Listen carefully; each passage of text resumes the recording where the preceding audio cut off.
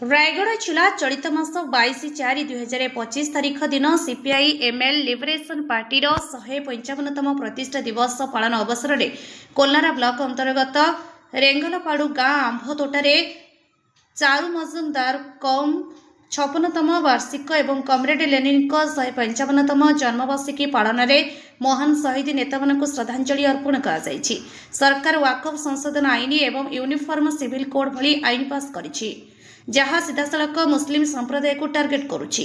कृषि आईन प्रत्याहार पर नूतन कृषि विपणन नीति लागू करने चेष्टा करा जाउछि। श्रम आईन को 4टी श्रम संहिता सहित बदलाइबाकू प्रस्तुति चलिछि।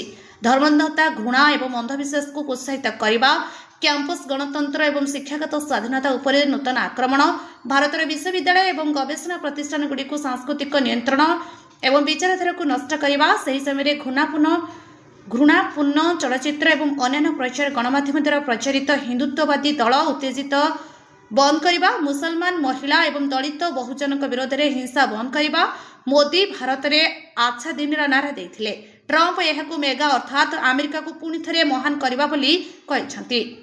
ट्रंप प्रशासन भारत प्रति सबुठारु अपमानजनक व्यवहार करने मोदी सहयोगी बुलडोजर राज बंद करने फासीवादी भावना विरोध में लड़ाई जारी रहा पड़ो।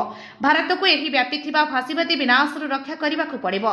भारतीय पुंजीपति श्रेणीर प्रभावशाली वर्ग फासीवादी प्रकल्प चारिपाखरे एकत्रित होउछंती सेतेबेले लोकंग गणतंत्र एवं जातीय प्रगति ने सीपीआई एमएलए लिबरेशन जिला संपादक त्रिपति गमांग वक्तव्य रखिछंती।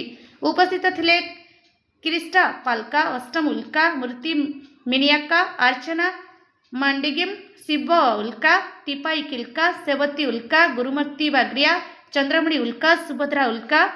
रायगढ़ जिला प्रतिनिधि अजित कुमार भात्रंक रिपोर्ट आम ओडिशा खबर।